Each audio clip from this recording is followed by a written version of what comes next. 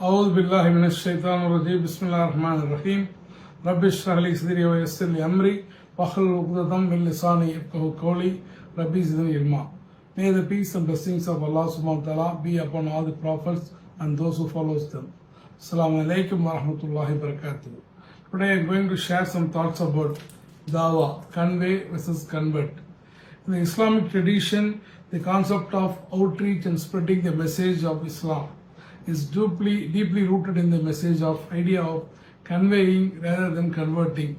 The distinction is very crucial as it reflects the Islamic approach to inviting others to faith, emphasizing the education and understanding over coercion or persuasion. Dawah, or the call to Islam, is the act of inviting the people to understand and embrace the teachings of Islam.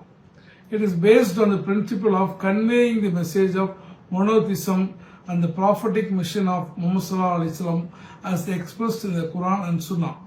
Dawah is not about forcing people to adopt a new faith, rather providing an environment with the knowledge and understanding necessary to make informed decisions about the spiritual lives. In Islamic theology, the Prophet Muhammad Sallallahu Alaihi Wasallam is the final messenger tasked with conveying the universal message of Islam to whole humanity. So this mission was not limited to a specific group or race or region, but was intended for the entire world. So after Sallallahu Alaihi Wasallam, Muslims took on the responsibility of continuing this mission by spreading the teachings of Islam through peaceful means. Islam always emphasizes the concept of free will, allowing individuals to choose their path without coercion. The Quran repeatedly stresses there is no compulsion in religion, underscoring the importance of personal choice and conviction in embracing Islam. This principle aligns with the idea of conveying rather than converting, as it respects the autonomy of individuals to decide their spiritual affiliations. The Quranic term balag means to convey or deliver the message. It highlights the responsibility of Muslims to ensure that the teachings of Islam are communicated effectively and sincerely.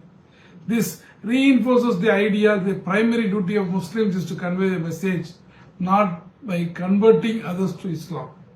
That's why in this Surah Al Ghasiyah, Allah is telling, فَذَكِّرْ إِنَّمَا أَنْتَ مُذَكِّرْ. He is telling to Prophet Sallallahu Alaihi Wasallam, you are only a reminder, not a controller. You have no control over their hearts, only Allah is having the control over them.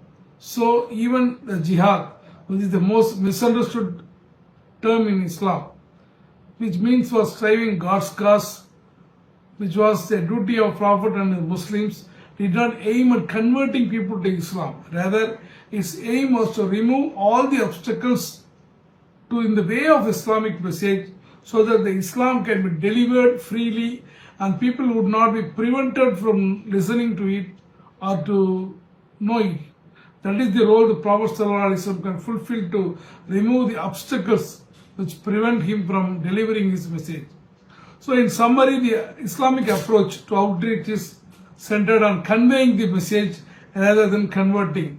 This approach respects individual freedom and emphasizes the education and understanding as the core elements.